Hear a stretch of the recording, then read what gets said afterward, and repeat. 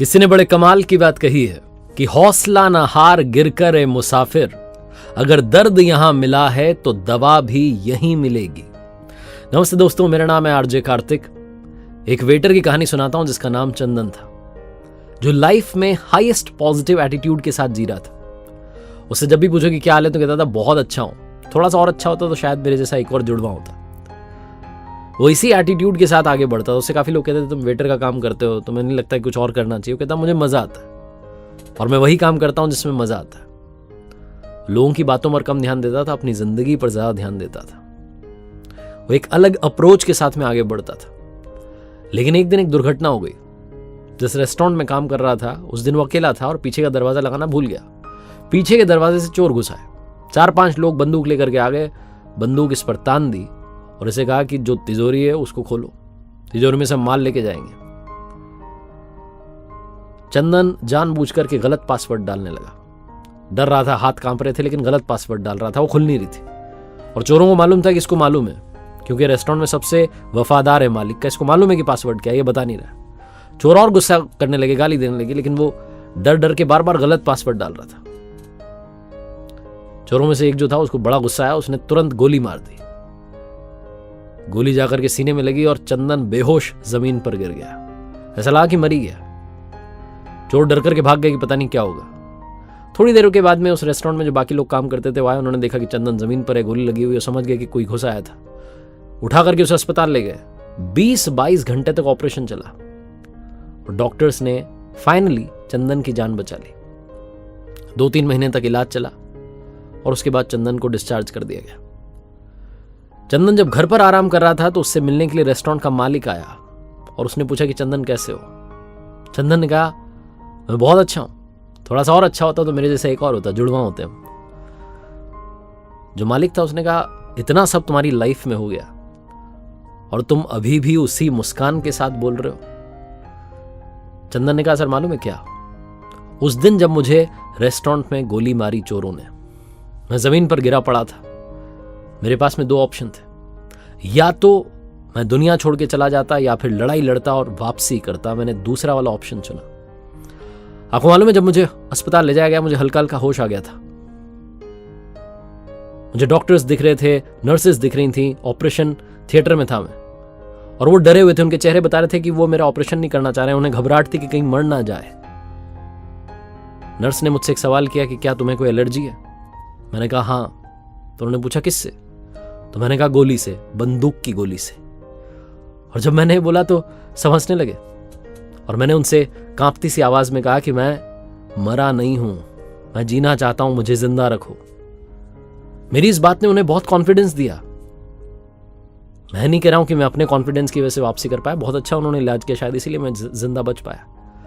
लेकिन मैंने अपने कॉन्फिडेंस को खोने नहीं दिया। सर, जिंदगी में आप कैसे रिएक्ट करते हैं, जिंदगी यही है। ऐसा लगा जैसे चंदन ने अपने बॉस को नहीं बल्कि हम सबको एक बहुत बड़ी बात सिखाई है कि लाइफ में आपके सामने चैलेंजेस आएंगे, लाइफ आपकी परीक्षा लेती रहेगी। ये अलग अलग सिचुएशंस को आप कैसे रिस्पॉन्ड करते हैं, कैसे रिएक्ट करते हैं, लाइफ वो है। ये छोटी सी कहानी बस ये सिखाती है कि लाइफ में हाईएस्ट पॉजिटिव एटीट्यूड के साथ आगे बढ़ते रहिए। चाहे जो हो जाए ये मान के चलिए कि अच्छा होगा, आज नहीं तो कल होगा, लेकिन सिर्फ और सिर्फ अच्छा होगा। एक बार फिर से वही बात जो अक्सर आपसे कहता हूं, ऊपर वाले के आशीर्वाद के साथ, अपनी मेहनत और अपनों के प्यार के साथ कर दिखाओ कुछ ऐसा कि दुनिया करना चाहे आपके जैसा। किसी ने बड़े कमाल की बात कही है कि आस्था की परीक्षा तब होती है जब हम प्रभु से जो चाहें वो हमें ना मिले, लेकिन तब भी हमारे दिल से धन्यवाद निकले। नमस्ते दोस्तों, मेरा नाम है आरजे कार्तिक। एक छोटी सी कहानी सुनाता हूं भगवान के प्रिय भक्त की, जो मंदिर में जाता था, पूजा अर्चना करता था, भगवान के बड़ा करीब था। एक दिन उसने भगवान से कहा कि भगवान आप कब तक यहां मूर्ति बन के खड़े रहेंगे? आज आप जरा घूम आइए, आपकी जगह मैं खड़ा हो जाता हूं, अगर आप मुझे आज्ञा दें। भगवान ने कहा ठीक है, मैं चला जाता हूं, लेकिन एक बात का ध्यान रखना, और वो एक बात ये है, शर्त ये है कि यहां जो भी आए दर्शन के लिए, जो भी मांगे, जो भी करे, जो भी हो, तुम कुछ मत बोलना, तुम कुछ मत करना, बस मूर्ति बनकर खड़े रहना। मैंने सबके लिए प्लान बना रखा है, योजना बना रखी है, सबका काम कर दूंगा, तुम कुछ मत बोलना। भक्त ने कहा ठीक है, जो आज्ञा। भगवान चले गए। भक्त वहां मूर्ति बन के खड़ा हो गया। भक्त आते रहे जाते रहे दर्शन के लिए। एक व्यापारी आया, प्रणाम किया। प्रणाम करके जब पलटा तो उसकी पॉकेट में से, उसकी जेब में से पर्स गिर गया। व्यापारी ने ध्यान नहीं दिया, वो चला गया। व्यापारी के जाने के बाद में एक गरीब व्यक्ति वहां आया, भगवान को प्रणाम करने लगा और गिड़गिड़ाने लगा, कहने लगा कि भगवान, मेरे घर में खाने के लिए कुछ नहीं है, बाल बच्चे भूखे हैं, कुछ कृपा कर दीजिए, कहीं से पैसा मिल जाए। ये बोल करके प्रणाम करके जब वो पलटा तो उसे वो पर्स दिख गया। उसने पर्स उठा लिया, भगवान को फिर से प्रणाम किया, दंडवत प्रणाम किया, कहने लगा आपकी तो कृपा, आपका चमत्कार है, और खुश होकर के वहां से चला गया। ये सब वो भक्त देख रहा था जो मूर्ति बन के खड़ा था और सोच रहा था ये क्या हो गया, चोरी करके ले गया।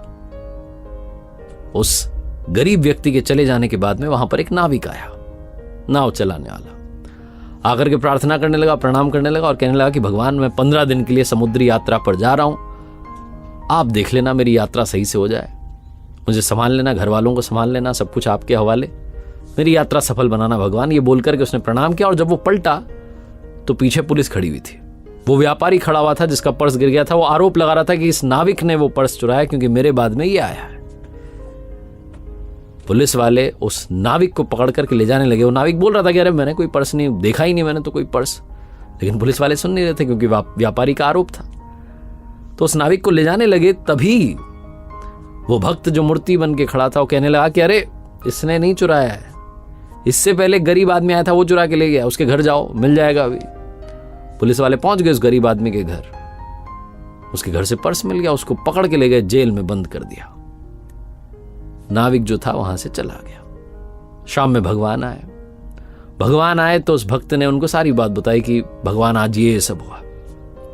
भगवान ने कहा मैंने तुम्हें क्या शर्त बताई थी, मैंने तुम्हें कहा था कि तुम यहां खड़े रहना, कुछ मत करना, बस खड़े रहना। मैंने सबके लिए योजना बना के रखी है, तुमने सारा काम बिगाड़ दिया। उस व्यापारी की जेब से पर्स गिर गया था, उसमें इतने पैसे नहीं थे कि उसका नुकसान हो जाता, वो बहुत बड़ा व्यापारी है, लेकिन वो पर्स जिस गरीब इंसान को मिला था उसके परिवार का खर्चा चल जाता, उन्हें भोजन मिल जाता। वो लेके चला गया था पर्स। उसके बाद जो नाविक आया था, वो नाविक जिस 15 दिन की यात्रा पर जाने की बात कर रहा था, वहां भयंकर तूफान आने वाला था, उसकी जान जानी पक्की थी, उसकी पत्नी विधवा हो जाती। इसीलिए मैंने योजना बनाई थी, तुमने सारा काम बिगाड़ दिया, तुमने उस गरीब आदमी को जेल में डलवा दिया, उस नाविक को यात्रा पर भेज दिया, अब उसकी जान चली जाएगी, उसकी पत्नी विधवा हो जाएगी। भक्त जो था वो जमीन में लेट गया, प्रणाम करने लगा, माफी मांगने लगा कि कुछ तो कर दो। भगवान ने कहा अब तो सब बिगड़ गया। छोटी सी कहानी, लेकिन सार ये है कि प्रभु ने सबके लिए प्लान बनाया हुआ है, योजना बनाई हुई है। तो अगर आपके मन का नहीं भी हो रहा है, जो आप चाह रहे हैं वो आपको नहीं भी मिल रहा है, तब भी आपके दिल से धन्यवाद निकलना चाहिए, क्योंकि उस पर आपका भरोसा प्रगाढ़ होना चाहिए। एक बार फिर से वही बात कहूंगा जो अक्सर आपसे कहता हूं, हमेशा कहता हूं, ऊपर वाले के आशीर्वाद के साथ, अपनी मेहनत और अपनों के प्यार के साथ कर दिखाओ कुछ ऐसा कि दुनिया करना चाहे आपके जैसा। किसी ने बड़े कमाल की बात कही है कि आपका कद चाहे जितना लंबा हो, आप आने वाले कल को कभी देख नहीं सकते। नमस्ते दोस्तों, मैं हूं आरजे कार्तिक। एक छोटी सी कहानी सुनाता हूं। एक बार भगवान विष्णु जी अपनी सवारी गरुड़ पर सवार होकर के कैलाश पर्वत पहुंचे भगवान शिव जी से मिलने के लिए। गरुड़ जी जो इतना तेज उड़ते थे, उनकी रफ्तार का कोई मुकाबला नहीं था। कैलाश पर्वत पहुंच गए, भगवान विष्णु जी भगवान शिव जी से मिलने के लिए अंदर चले गए, और गरुड़ जी जो थे वो वहां कैलाश पर्वत की जो खूबसूरती थी उसे निहारने लगे। वो जो प्राकृतिक दृश्य था उसने उन्हें सम्मोहित कर लिया था। वो देख रहे थे कि कितनी सुंदर जगह पर भगवान शंकर जी रहते हैं। तभी उनकी नजर एक छोटी सी चिड़िया पर पड़ी, रंग बिरंगी चिड़िया, छोटी सी प्यारी सी। और उसे देख करके गरुड़ जी सोचने लगे कि ईश्वर ने कितनी खूबसूरत चिड़िया बनाई है, कितनी सुंदर पक्षी ये बनाया है, बहुत ही खूबसूरत है। उसे निहार ही रहे थे कि तभी वहां कैलाश पर्वत पर यमदेव आ गए, यमराज आ गए। उन्हें प्रणाम किया गरुड़ जी ने। यमदेव जो थे उन्होंने आशीर्वाद दिया। उसके बाद यमदेव जो थे वो उस चिड़िया को आश्चर्य से देखने लगे, और देखते देखते वो अंदर चले गए। वो जो बैठक थी जिसमें आए थे वो चले गए, भगवान शिव जी से मिलने वो भी आए थे। अब जब वो अंदर चले गए तो गरुड़ जी को चिंता सताने लगी कि यमदेव ने उस छोटी चिड़िया को इतना आश्चर्य से देखा, इसका मतलब उस चिड़िया का समय आ गया है, अंत समय आ गया है। और जब यमदेव यहां से निकलेंगे बाहर तो उसे अपने साथ लेकर के चले जाएंगे। मुझे इस चिड़िया को बचाना होगा। यही थॉट लेकर के गरुड़ जी सोचने लगे क्या करूं। उनके मन में एक विचार आया। वो पंजे में उन्होंने उस छोटी सी चिड़िया को दबाया और कैलाश पर्वत से उड़ गए। हजारों कोस दूर आ गए वहां से। जैसा मैंने बताया कि रफ्तार बहुत तेज, गति बहुत तेज। जंगल में सुनसान जगह पर चट्टान पर जाकर के उस चिड़िया को बैठा दिया और ईश्वर से कहने लगे कि अब आप संभाल लेना।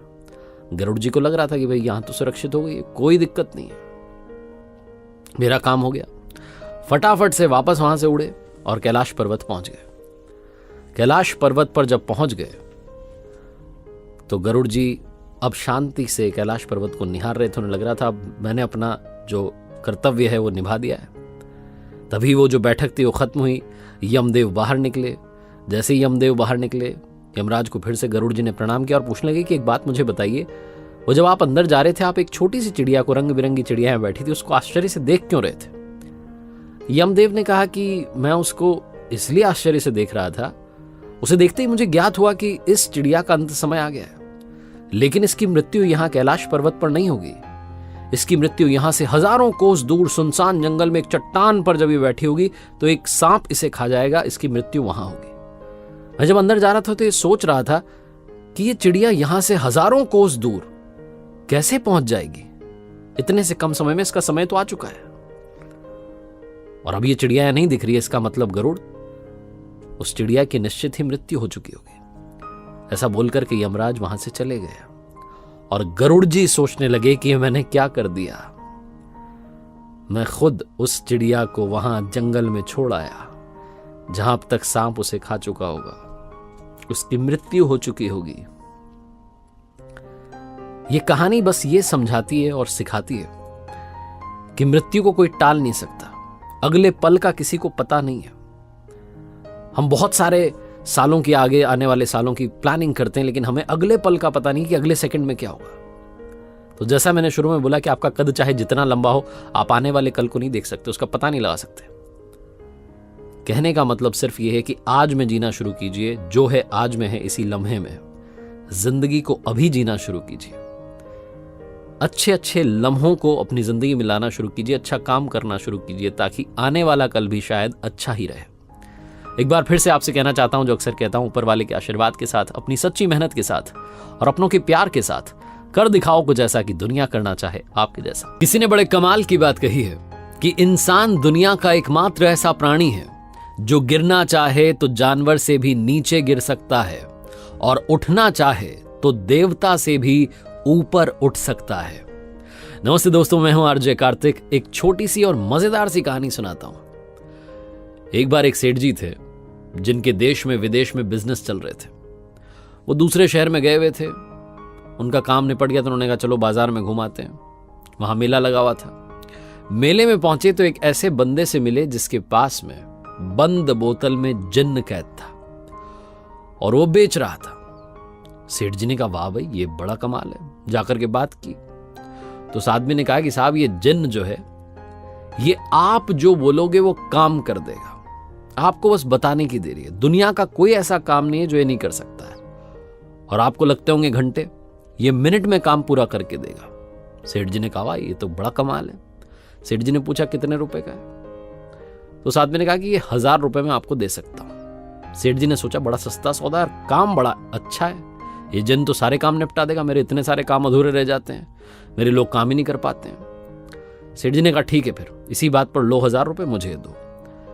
वो जिन्न जब वो आदमी दे रहा था तो सेठ जी को उसने कहा कि सुनिए साहब, इसके इतने सारे गुण हैं, लेकिन एक समस्या है।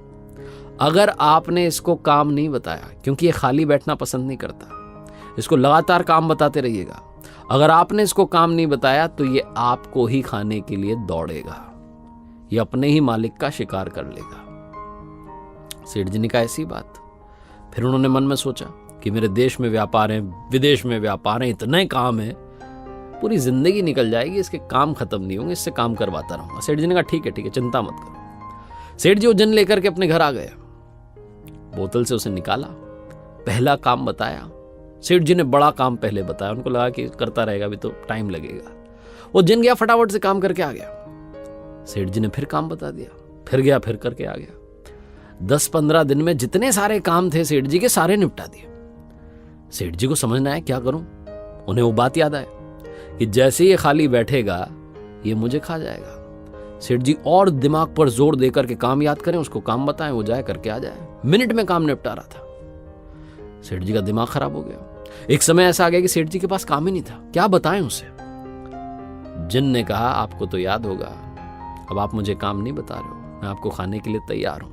सेठ जी दौड़ने लगे, बिजली की रफ्तार से भागने लगे कि जितना तेज भागूं बच जाऊं बस। भागते भागते एक महात्मा के आश्रम में पहुंचे।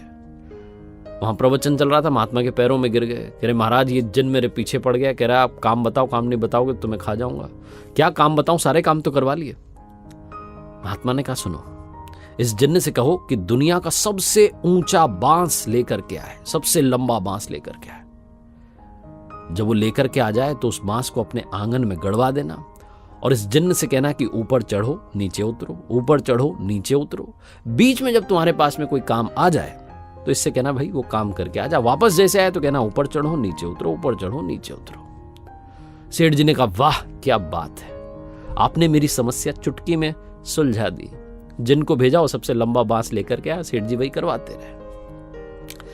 कहानी जितनी मजेदार है इसका मतलब भी उतना ही मजेदार है। बांस यानी कि आपकी जो दृष्टि है, और ये जिन जो ऊपर नीचे चढ़ेगा ये है आपका मन। मन जो होता है वो जिन की तरह, उसे हर बार काम चाहिए, काम बताओ। जैसे ही खाली बैठेगा वो आपके पीछे पड़ जाएगा, खाने को दौड़ेगा। तो ये जो दृष्टि है बहुत स्पिरिचुअल बात है लेकिन काम की बात है। इस दृष्टि को उस बांस पर यानी कि श्वास पर टिका दीजिए और अपने मन से कहिए कि ऊपर जाए तो ऊपर वाले का नाम ले, नीचे आए तो ऊपर वाले का नाम ले, यानी कि मेडिटेशन करें।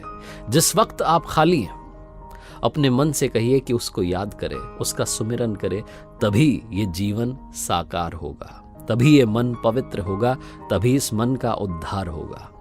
एक बार फिर से वही बात जो आपसे अक्सर कहता हूं, ऊपर वाले के आशीर्वाद के साथ, अपनी मेहनत और अपनों के प्यार के साथ कर दिखाओ कुछ ऐसा कि दुनिया करना चाहे आपके जैसा। कभी आपने गौर किया है कि आपके सोचते ही कुछ गलत क्यों हो जाता है?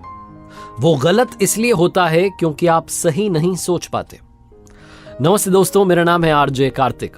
एक हुनरबाज की कहानी सुनाता हूं, आपको सारी बात समझ आएगी। एक ऐसा व्यक्ति था जो दुनिया के किसी भी ताले को खोलने की ताकत रखता था। कई बार तो उसने ऐसे ऐसे ताले खोले थे जिनकी चाबियां पता नहीं कितने साल पहले गुम हो चुकी थी, लेकिन फिर भी वो अपनी ट्रिक्स लगा करके, अपनी ट्रिक्स का इस्तेमाल करके ताला खोल देता था। लोग उसे तालों का जादूगर कहते थे। उसे कई बार एग्जीबिशन में बुलाया जाता कि भैया यहां पर भी कुछ ताले मिले हैं पुराने, क्या आप इन्हें खोल सकते हैं। कई बार उसे टीवी शोज में बुलाया जाता, उसके इंटरव्यूज लिए जाते। वो धीरे धीरे पॉपुलर होता जा रहा था। एक बार एक बड़े बिजनेसमैन ने सोचा कि क्यों ना इसको लेकर के एक बड़ा कंपटीशन करते हैं, ऑडियंस बुलाते हैं वो। तो इस हुनरबाज को न्योता दिया गया कि क्या आप आना चाहते हैं। इसके लिए इनाम भी रखा गया कि 10 लाख रुपए आपको दिए जाएंगे, आप पधारें। इसने खुशी खुशी हाँ भर दी। ये पहुंचा तो एक स्विमिंग पूल के किनारे ऑडियंस को बैठाया गया था, स्टैंड लगाया गया था। सबके हाथों में मोबाइल थे, सब लोग वीडियो बनाने के लिए तैयार थे कि जैसे ही हुनरबाज आएगा उसके टैलेंट को हम भी फटाफट से वायरल कर देंगे। ये वो लोग एक्साइटेड थे। ये व्यक्ति वहां पहुंचा तो जो ऑर्गेनाइजर था उसने से कहा कि आपको तैरना आता है? इसने कहा हाँ मुझे तैरना आता है, मैंने सीखा था बचपन में। तो इसे बताया गया कि ये बड़ा सा बॉक्स है, इसमें आपको बैठना है। इस बॉक्स को हम स्विमिंग पूल के अंदर उतारेंगे। जैसे ये बॉक्स नीचे तल में जाएगा आपको ताला खोलना शुरू करना है और फटाफट से ताला खोल करके बाहर निकल आना है। इन केस अगर वो ताला ना खुले तो एक इमरजेंसी बटन दिया गया, पैनिक बटन दिया गया, आप उसे दबा दीजिएगा ताकि हमारी टीम को पता चल जाए कि आप संकट में, आपका दम घुट रहा है, सांस नहीं आ रही। फटाफट से इस बॉक्स को बाहर खींच लिया जाएगा। ये व्यक्ति हंसने लगा जो हुनरबाज था कि क्या बात कर रहे हो, इसकी कभी जरूरत नहीं पड़ेगी, फटाफट ताला खोल के चुटकियों में बाहर आता हूं। बहुत ज्यादा कॉन्फिडेंस था इसको। इसे बॉक्स में बिठाया गया, नीचे उतारा गया। जैसे ही ये तल में पहुंचा उस स्विमिंग पूल के, इसने ताला खोलना शुरू किया। लेकिन कमाल ही हो रहा था कि ताला खुल नहीं रहा था। सारी ट्रिक्स इसने आजमा ली लेकिन वो ताला खुल ही नहीं रहा था। इसने अब तक जितने फॉर्मूला सीखे थे, जो जो इसको तरीका मालूम था ताला खोलने का, वो खुल ही नहीं रहा था। इसका जो दम था अंदर घुटने लगा था। इसे ऊपर से ऐसा लग रहा था कि इतनी सारी भीड़ बाहर बैठी हुई है, मेरा मजाक बन जाएगा। वो परफॉर्मेंस प्रेशर इस पर हावी हो रहा था। ये बहुत ज्यादा सोच रहा था लेकिन ताला नहीं खोल पा रहा था। फाइनली इसने डिसाइड किया कि जान है तो जहान है, पहले जान बचाते हैं, बाद में ताले की सोचेंगे, शर्मिंदगी की सोचेंगे। फटाफट से इसने वो पैनिक बटन दबाया। ऑर्गेनाइजर्स थे, उन्हें मालूम चल गया कि अंदर खतरा है। फटाफट से बॉक्स को बाहर निकाला गया। जैसे ही बॉक्स बाहर आया, ये व्यक्ति अपना मुंह छुपाना चाह रहा था। इसे लग रहा था पता नहीं क्या कह रहे होंगे, लोग हंस रहे होंगे। इसने सारा वजन एक साइड डाल दिया, उस साइड जिस तरफ वो ताला लगाया गया था उस बॉक्स में, दरवाजा जिस तरफ था। जैसे इसने अपना वजन डाला, वो दरवाजा खुल गया और इसे रियलाइज हुआ कि वो ताला सिर्फ एक ड्रामा था। एक ड्रामा क्रिएट किया गया था ताकि इसकी असली परीक्षा ली जा सके। ये दौड़ करके ऑर्गेनाइजर के पास गया और जाकर के कहने लगा कि आज आपने मुझे अपनी लाइफ का सबसे बड़ा मंत्र दिया है। कभी कभी ज्यादा सोचना भी खतरनाक होता है। छोटी सी कहानी है, लेकिन आज की लाइफ में, हम सब की लाइफ में इंप्लीमेंट होती है। ओवर थिंकिंग की वजह से कई बार रिश्ते खराब हो जाते हैं। आपको लगता है कि सामने वाला ये सोच रहा हो, वो सोच रहा हो, सब कुछ आप ही सोच लेते हैं और आप उससे बात नहीं करते हैं। जिससे बात करनी उससे बात नहीं करते, अपने दिमाग में खुद से बात करते रहते हैं। ओवर थिंकिंग की वजह से कई बार आप गोल अचीव नहीं कर पाते। आपको लगता है पता नहीं हो पाएगा, नहीं हो पाएगा। आप ज्यादा सोचने लगते हैं, ज्यादा उसको मुश्किल बनाने लगते हैं। सारा खेल दिमाग में है। आसान सोचिए, सिंपल सोचिए, थोड़ा सोचिए, जितना सोचने की जरूरत है। ओवर थिंकिंग से आप अपना ही नुकसान कर रहे हैं। एक बार फिर से आपको बस याद दिलाना चाहता हूं, जो अक्सर आपसे कहता हूं, कर दिखाओ कुछ ऐसा कि दुनिया करना चाहे आपके जैसा। याद रखिए, हर सोमवार सुबह 9:30 बजे मेरे साथ देखिए एक नई कहानी।